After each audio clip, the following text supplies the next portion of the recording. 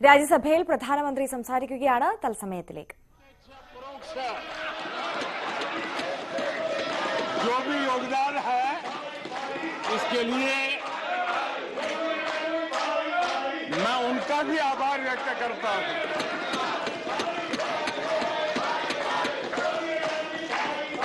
आदरणीय सभापति जी, कल विपक्ष के हमारे वरिष्ठ साथी आदरणीय खड़गे जी ने कहा कि हमने 60 साल में मजबूत बुनियाद बना रहे, ऐसा कल आपने कहा. और उनकी शिकायत थी कि बुनियाद तो हमने बनाई और क्रेडिट मोदी ले रहा है. लेकिन आदरणीय सभापति जी, 2014 में आकर के जब मैंने बारीकी से चीजों को बड़ी गहराई से देखने का प्रयास किया, फर्स्ट हैंड इंफॉर्मेशन लेने का प्रयास किया, तो मुझे नजर आया कि 60 साल कांग्रेस के परिवार ने, हो सकता है उनका इरादा मजबूत नींव बनाने का हो, मैं उस पर कोई टिप्पणी करना नहीं चाहता, लेकिन 2014 के बाद आकर के मैंने देखा कि उन्होंने गड्ढे ही गड्ढे कर दिए थे. उनका इरादा नींव का होगा, लेकिन उन्होंने गड्ढे ही गड्ढे कर दिए थे. और आदरणीय सभापति जी, जब वो गड्ढे खोद रहे थे, 6 दशक बर्बाद कर दिए थे, उस समय दुनिया के छोटे छोटे देश भी सफलता के शिखरों को छू रहे थे, आगे बढ़ रहे थे.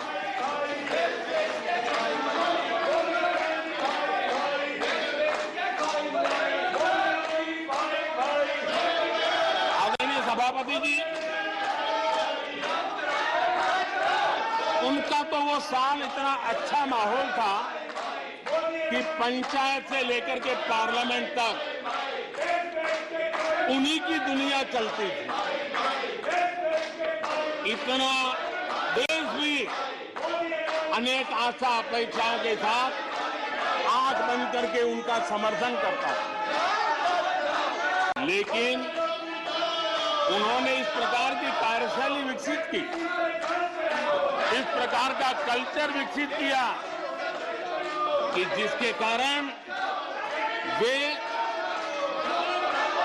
एक भी चुनौती का परमानेंट सॉल्यूशन करने का न कभी सोचा, न कभी उनको सूझा, न कभी उन्होंने प्रयास किया.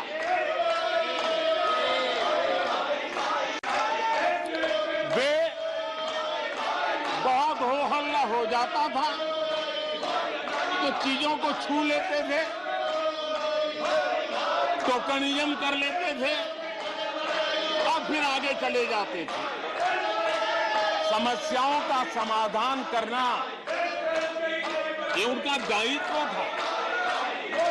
देश की जनता समस्याओं से जूझ रही थी, देश की जनता देख रही थी कि समस्या का समाधान कितना बड़ा लाभ कर सकता है. लेकिन उनकी प्रायोरिटीज अलग थी, उनके इरादे अलग थे और उसके कारण किसी भी बात का परमानेंट सॉल्यूशन का प्रयास नहीं किया. आदरणीय सभापति जी, हमारी सरकार की पहचान जो बनी है वो हमारे पुरुषार्थ के कारण बनी है. एक के बाद उठाए गए कदमों के कारण बनी हुई, और आज हम परमानेंट सॉल्यूशन की दिशा में आगे बढ़ते रहे हैं. हम एक एक विषय को छू करके भागने वाले लोग नहीं, लेकिन देश की मूलभूत आवश्यकताओं को परमानेंट सॉल्यूशन पर बल देते हुए हम आगे बढ़ रहे हैं। आदरणीय सभापति जी, अगर मैं पानी का ही उदाहरण लूं तो वो जमाना था कि किसी गांव में एक हैंडपंप लगा दिया तो हफ्ते भर उसका उत्सव मनाया जाता था और उस टोकनिज्म से पानी का काम किया करके गाड़ी चलाई जाती थी। कल यहाँ गुजरात का जिक्र कर रहे थे, आप हैरान होंगे, सबसे ज्यादा सीटों से जीतने का उनका जो गौरव था, वैसे एक मुख्यमंत्री एक शहर में पानी की टंकी का उद्घाटन करने गए थे और वो फ्रंट पेज पर हेडलाइन न्यूज था। यानी समस्याओं का टोकनिज्म क्या होता है, कैसे टाला जाता है, ये कल्चर देश ने देखा है। हमने भी पानी की समस्या को सुलझाने के लिए रास्ते अपनाए। हमने जल संरक्षण, जल सिंचन हर पहलू पर ध्यान दिया। हमने कैच द रेन अभियान से जनता को जोड़ा। इतना ही नहीं, आजादी के पहले से अब तक हम सरकार में आने तब तक सिर्फ 3 करोड़ घरों तक नल से जल मिलता था। आदरणीय सभापति जी, पिछले 3-4 साल में आज 11 करोड़ घरों को नल से जल मिल रहा है। भारत पानी की समस्या जो हर परिवार की समस्या होती है, जीवन में उसके बिना चल नहीं सकता और भविष्य के संभावनाओं को भी देखते हुए हमने उसके समाधान के रास्ते चुने। आदरणीय सभापति जी, मैं एक और विषय पर भी जाना चाहता हूं। Empowerment of common people. बैंकों का राष्ट्रीयकरण हुआ था, इस बात से हुआ था कि गरीबों को बैंकों का अधिकार मिले, ऐसी बहानेबाजी की गई थी। लेकिन इस बैंक देश के आधे से अधिक लोग बैंक से दरवाजे तक नहीं पहुंच पाए। हमने परमानेंट सॉल्यूशन निकाला और जनधन अकाउंट का अभियान चलाया, बैंकों को मोटिवेट किया, ऑन बोर्ड लिया। पिछले 9 साल में ही 48 करोड़ जनधन बैंक खाते खोले गए। इसमें 32 करोड़ बैंक खाते ग्रामीण और कस्बों में हुए हैं। यानी देश के गांव तक प्रगति की मिसाल को ले जाने का प्रयास हुआ। कल खड़गे जी शिकायत कर रहे थे कि मोदी जी बार बार मेरे चुनावी क्षेत्र में आते हैं। वो कह रहे थे मोदी जी कलबुर्गी आ जाते हैं। मैं जरा खड़गे जी को कहना चाहता हूं, मैं आता हूं उसकी शिकायत करने से पहले ये भी तो देखो कि कर्नाटका में 1,70,00,000 जनधन बैंक अकाउंट खुले हैं। इतना ही नहीं, उन्हीं के इलाके में कलबुर्गी में 8 लाख से ज्यादा जनधन खाते खुले हैं। अब सभापति जी बताइए, इतने बैंक के खाते खुल जाए, इतना एम्पावरमेंट हो जाए, लोग इतने जागरूक हो जाए, और किसी का इतने सालों के बाद खाता बंद हो जाए तो उनकी पीड़ा मैं समझ सकता हूं। और बार बार उनका दर्द झलकता है और मैं तो हैरान हूं। कभी कभी यहां तक कह देते हैं कि एक दलित को हरा दिया। अरे भाई, उसी इलाके की जनता जनार्दन है, उसने दूसरे दलित को जीता दिया। अब आपको जनता नकार दे रही है, आपको हटा रही है, आपका खाता बंद कर रही है और आप रोना यहां रो रहे हो। आदरणीय सभापति जी,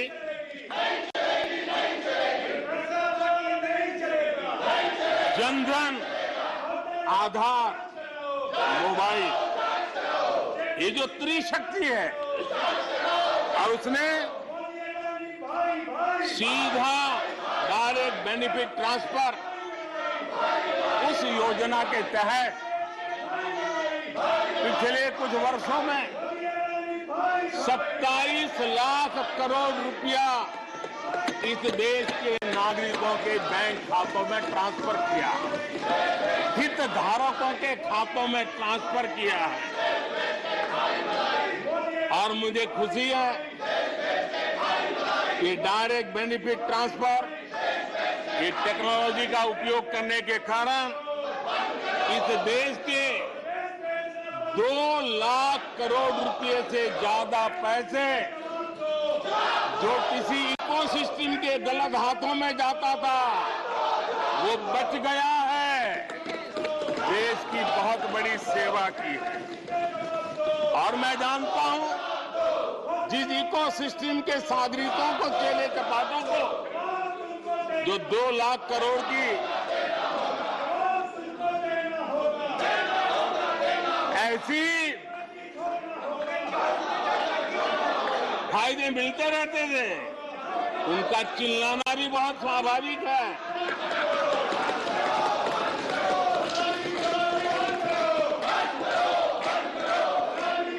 आदरणीय सभापति जी, हमारे देश में पहले परियोजनाएं अटकाना, लटकाना, भटकाना, ये उनकी कार्य संस्कृति का हिस्सा बन गया था। यही उनका कार्य करने का तरीका बन गया था। ईमानदार टैक्स पेयर की गाढ़ी कमाई, उसका नुकसान होता था।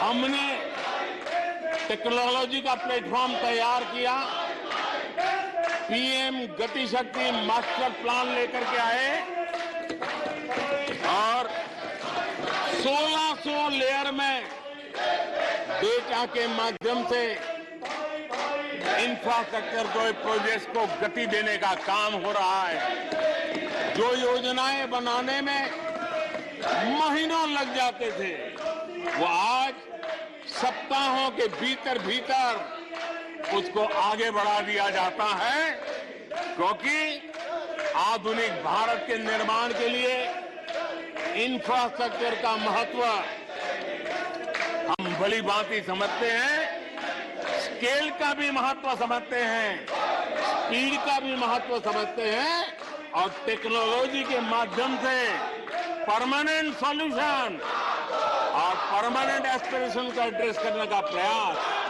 आदरणीय सभापति जी हम कर रहे हैं। आदरणीय सभापति जी, कोई भी जब सरकार में आता है तो देश के लिए कुछ करने के वादे करके आता है, जनता का कुछ भला करने के वादे करके आता है, लेकिन सिर्फ भावनाएं व्यक्त करने से बात बनती नहीं है। आप कह दें कि हम ऐसा चाहते हैं, हम ऐसा चाहते हैं, जैसे कभी कहा जाता था गरीबी हटाओ, 4 दशक हो गए, हुआ कुछ नहीं। इसलिए विकास की गति क्या है, विकास की नीयत क्या है, विकास की दिशा क्या है, विकास का प्रयास क्या है, परिणाम क्या है, ये बहुत मायने रखता है। सिर्फ आप कहते रहे कि हम भी कुछ करते थे, इतने से बात बनती नहीं है। आदरणीय सभापति जी, जबकि हम जनता को उनकी प्राथमिकताओं के आधार पर, उनकी आवश्यकताओं, और जब जनता की इतनी बड़ी आवश्यकताओं के लिए मेहनत करते हैं तो हम पर दबाव भी बढ़ता है, हमें मेहनत भी ज्यादा करनी पड़ती है, हमें परिश्रम भी ज्यादा करना पड़ता है। लेकिन हमने, जैसे महात्मा गांधी जी कहते थे, श्रेय और प्रेय, हमने श्रेय का रास्ता चुना है। प्रिय लग जाए, आराम कर लें, वो रास्ता हमने नहीं चुना है। मेहनत करनी पड़ेगी तो करेंगे, दिन रात खपाना पड़ेगा तो खपाएंगे, लेकिन जनता जनार्दन के एस्पिरेशन को चोट नहीं पहुंचने देंगे और उसके एस्पिरेशन सिद्धियों में परिवर्तित हो जाए और देश विकास की यात्रा को पार करे, इसके लिए हम काम करते रहेंगे। इन सपनों को लेकर के चलने वाले हम लोग हैं और हमने वो करके दिखाया। आदरणीय सभापति जी, अब आप देखिए, देश आजाद हुआ तब से 2014 तक 14 करोड़ एलपीजी कनेक्शन थे और लोगों की मांग भी थी। लोग सांसदों के पास जाते थे कि हमें एलपीजी कनेक्शन मिल जाए, और उस समय 14 करोड़ घरों में था, डिमांड भी कम थी, प्रेशर भी कम था, आपको गैस लाने के लिए खर्चा भी नहीं करना पड़ता था, आपको गैस पहुंचाने के लिए व्यवस्था, आप भी मजे में, चलती भी गाड़ी, काम होता नहीं था, लोग इंतजार करते रहते थे। लेकिन हमने सामने से होकर के तय किया कि हर घर को एलपीजी कनेक्शन देंगे। हमें मालूम था कि हम कर रहे हैं, हमें मेहनत करनी पड़ेगी, हमें मालूम था हमें धन खर्च करना पड़ेगा, हमें मालूम था हमें दुनिया भर से गैस लाना पड़ेगा। ये सब दबाव की संभावना जानने के बावजूद भी हमारी प्राथमिकता मेरे देश का नागरिक था, हमारी प्राथमिकता हमारे देश के सामान्य लोग थे, और इसलिए हमने 32 करोड़ से ज्यादा परिवारों के पास गैस कनेक्शन पहुंचाए। नया इंफ्रास्ट्रक्चर खड़ा करना पड़ा, धन खर्चना पड़ा। आदरणीय सभापति जी, इस एक उदाहरण से आप समझ सकते हैं कि हमें कितनी मेहनत करनी पड़ी होगी, लेकिन हमने आनंद के साथ, संतोष के साथ, गर्व के साथ इस मेहनत को किया, और मुझे खुशी है कि सामान्य मानवी को उसका संतोष मिला। इससे बड़ा एक सरकार के लिए संतोष क्या हो सकता है। आदरणीय सभापति जी, आजादी के अनेक दशकों के बाद भी इस देश में 18,000 से ज्यादा गांव ऐसे थे जहां बिजली नहीं पहुंची थी, और ये गांव अधिकतर हमारे आदिवासी बस्ती के गांव थे, हमारे पहाड़ों पर जिंदगी गुजारने वालों के लोगों के गांव थे, जनजातीय से गांव थे, नॉर्थ ईस्ट के गांव थे। लेकिन ये उनके चुनाव के हिसाब किताब में बैठता नहीं था, इसलिए इनकी प्रायोरिटी नहीं था। हम जानते थे ये कठिन काम इन्होंने छोड़ दिए हैं।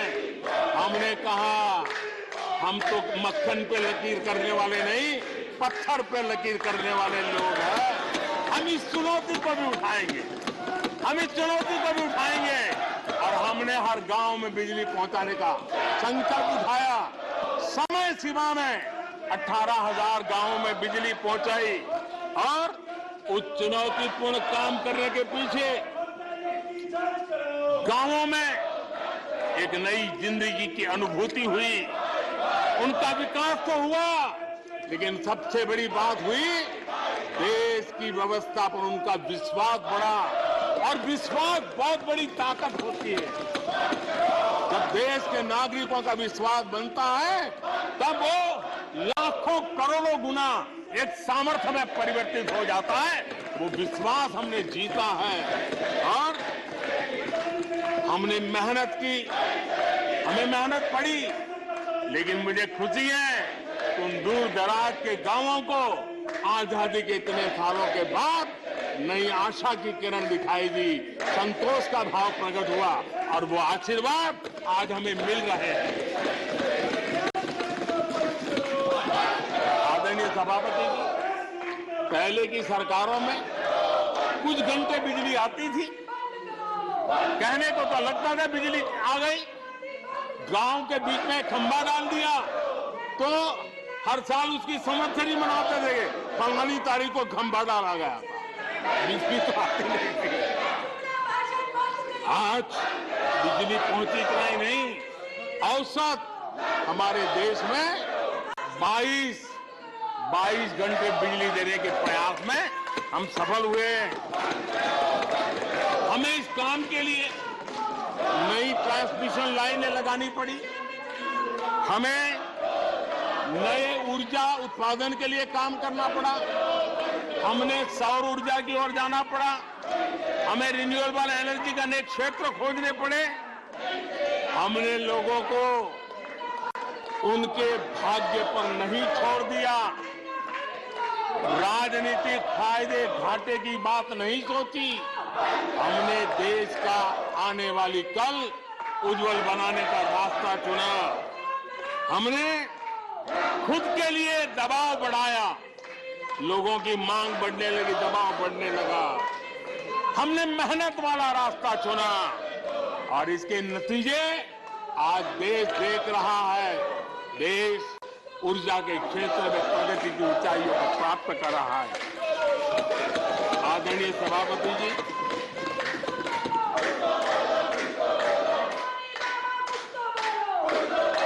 हमने आजादी के अमृत काल में एक बहुत बड़ा हिम्मत भरा कदम उठाया।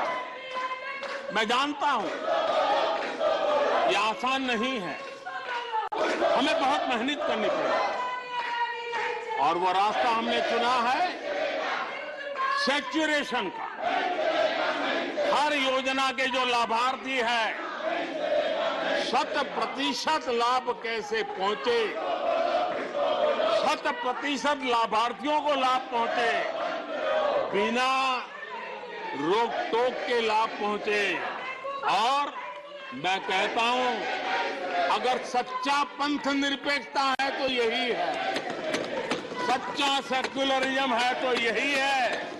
और सरकार उस राह पर बड़ी ईमानदारी के साथ चल पड़ी है। अमृत काल में हमने सैचुरेशन का संकल्प लिया है, 100% लाभार्थियों तक पहुंचने का भाजपा एनडीए सरकार का ये संकल्प है। आदरणीय सभापति जी, ये 100% वाली बात, ये सैचुरेशन वाली बात देश की अनेक समस्याओं का समाधान तो है ही, उस नागरिक की समस्याओं का समाधान इतना ही नहीं है, देश की समस्याओं का समाधान है।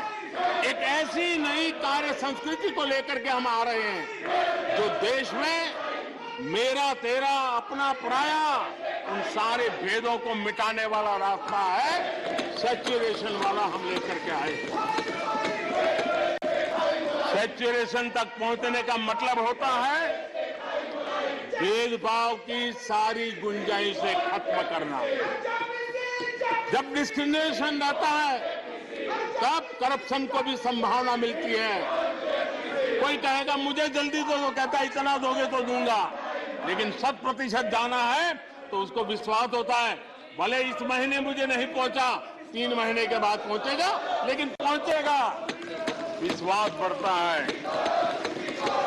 ये तुष्टीकरण की आशंकाओं को समाप्त कर देता है। फलानी जाति को मिलेगा, फलाने परिवार को मिलेगा, फलाने गांव को मिलेगा, फलानी बिरादरी को मिलेगा, फलाने पंथ संप्रदाय वालों को मिलेगा, ये सारी तुष्टीकरण की आशंकाओं को खत्म कर देता है। स्वार्थ के आधार पर लाभ पहुंचाने की प्रवृत्ति को पूरी तरह खत्म कर देता है और समाज के आखिरी व्यक्ति को, जो आखिरी पंक्ति में खड़ा हुआ व्यक्ति है और महात्मा गांधी जिसकी हमेशा वकालत करते थे, उसके अधिकारों की रक्षा इसके अंदर समाहित होती है और हम उसको सुनिश्चित करते हैं।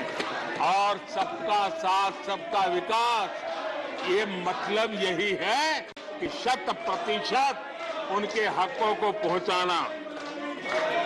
जब सरकार की मशीनरी का लक्ष्य हर पात्र व्यक्ति तक पहुंचने का हो तो भेदभाव, पक्षपात टिक ही नहीं सकता।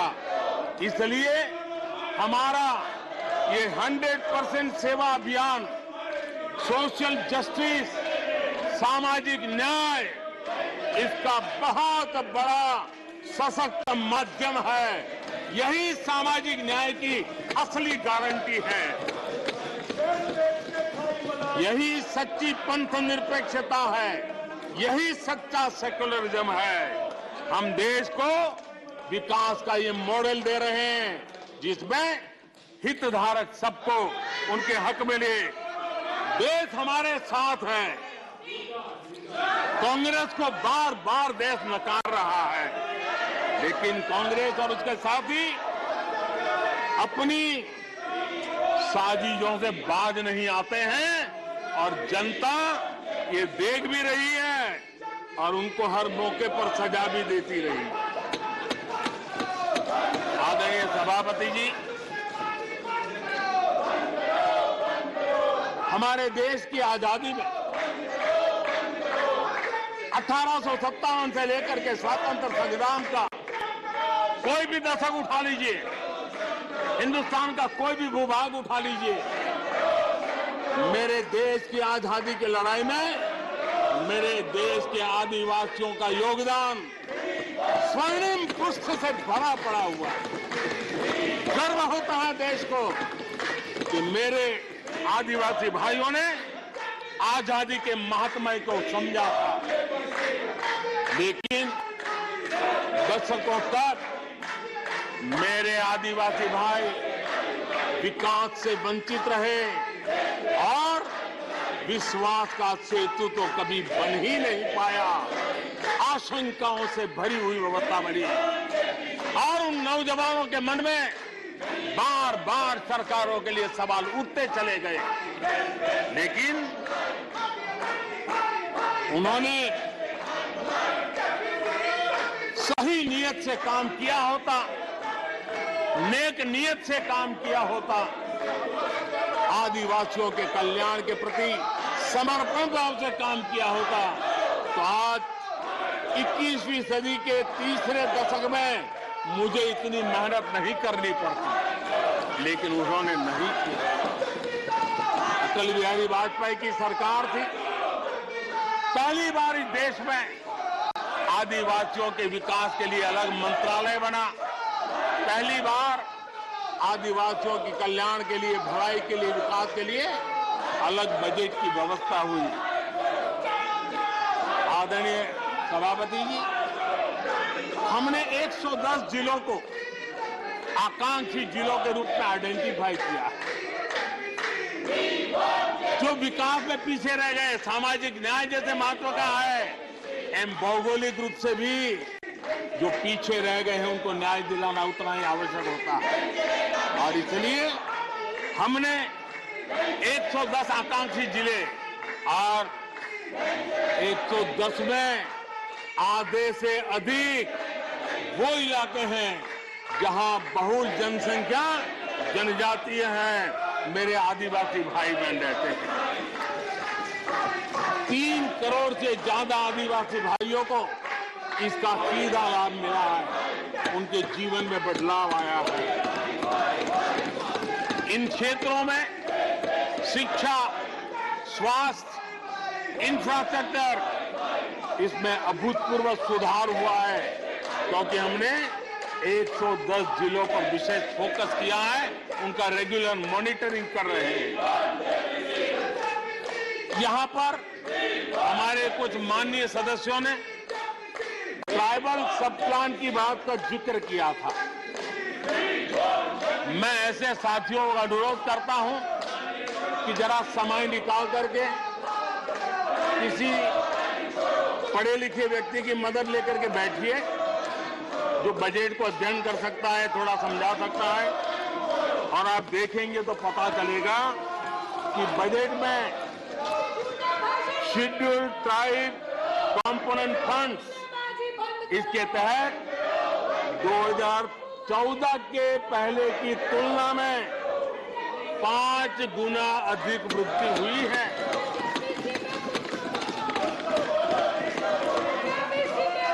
आदरणीय सभापति जी, 2014 के पहले जब उनकी सरकार थी, तब एलोकेशन 20-25 हजार करोड़ रुपए के आसपास रहता था। बहुत पुरानी बात नहीं है, सिर्फ 20-25 हजार करोड़ रुपए। आज यहाँ आकर के गीत गा रहे हैं। हमने आकर के इस वर्ष 1,20,000 करोड़ का प्रावधान किया। हमने बीते 9 वर्षों में हमारे आदिवासी, हमारे जनजातीय भाई बहनों के उज्जवल भविष्य के लिए और बच्चों के उज्जवल भविष्य के लिए 500 नए एकलव्य मॉडल स्कूल स्वीकृत किए हैं, और ये 4 गुना ज्यादा बढ़ोतरी है। इतना ही नहीं, स्कूलों में टीचर, स्टाफ, इस बार हमने 38,000 नए लोगों के रिक्रूटमेंट का, हमने भर्ती का इस बजट में प्रावधान किया। आदिवासियों के कल्याण के लिए समर्पित हमारी सरकार ने, मैं जरा आपको फॉरेस्ट राइट एक्ट की बात की तरफ ले जाना चाहता हूं। आदरणीय सभापति जी, देश आजाद होने से लेकर हमारे आने से पहले, 2014 के पहले, आदिवासी परिवारों को 14 लाख जमीन के पट्टे दिए गए।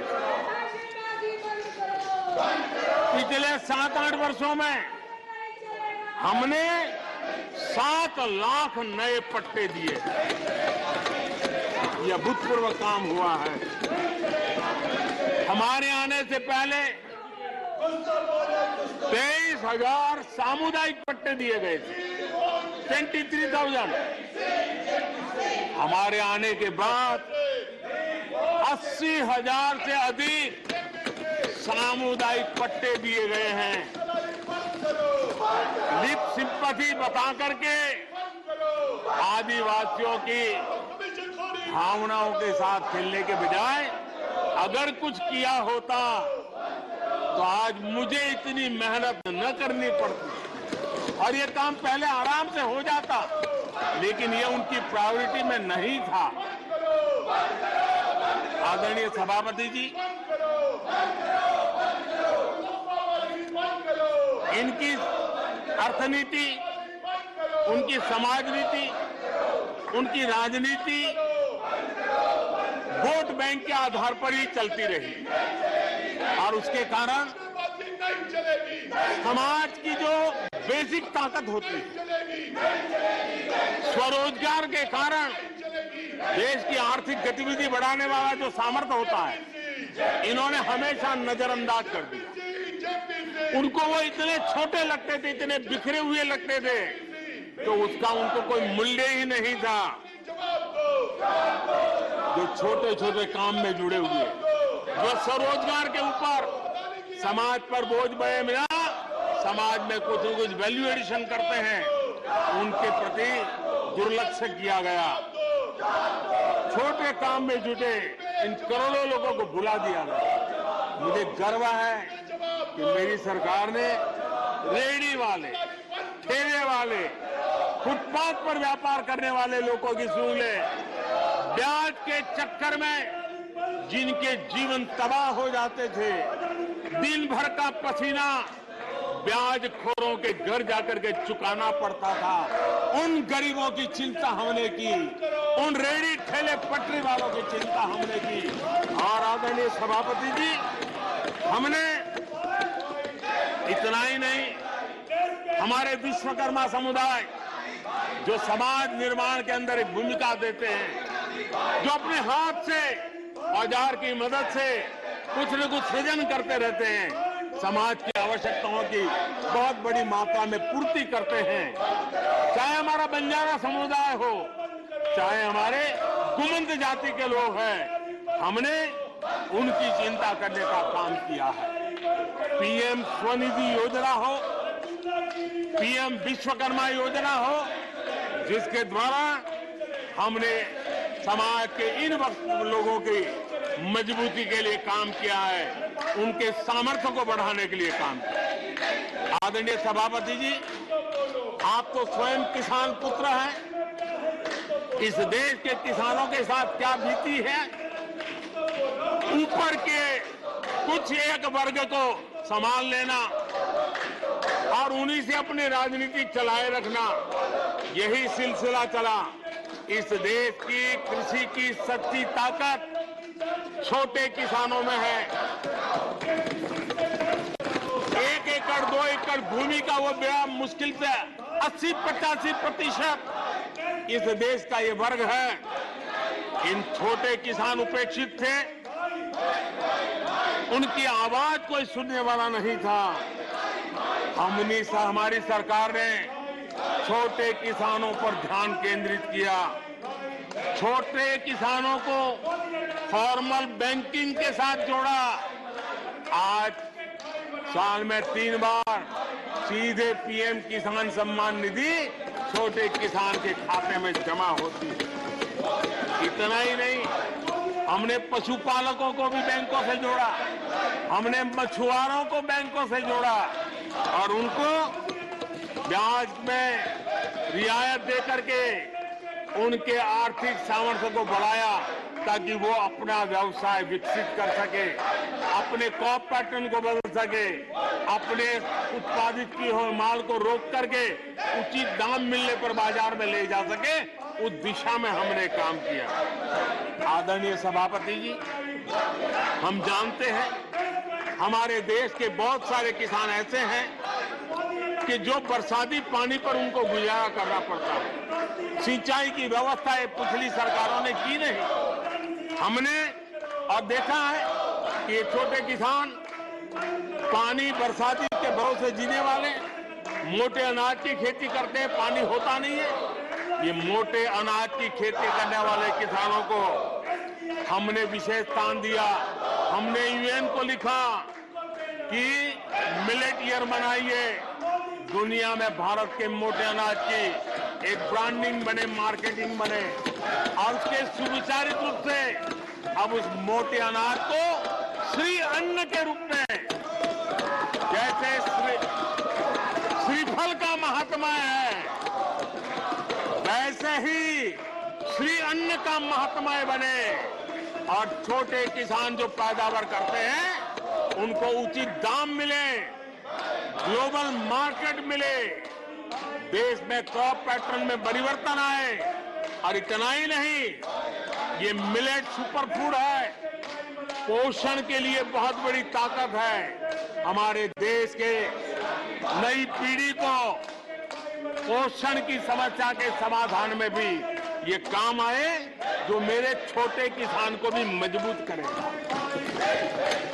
हमने फर्टिलाइजर में भी अनेक नए विकल्प डेवलप किए हैं, उसका भी लाभ मिल रहा है। आदरणीय सभापति जी,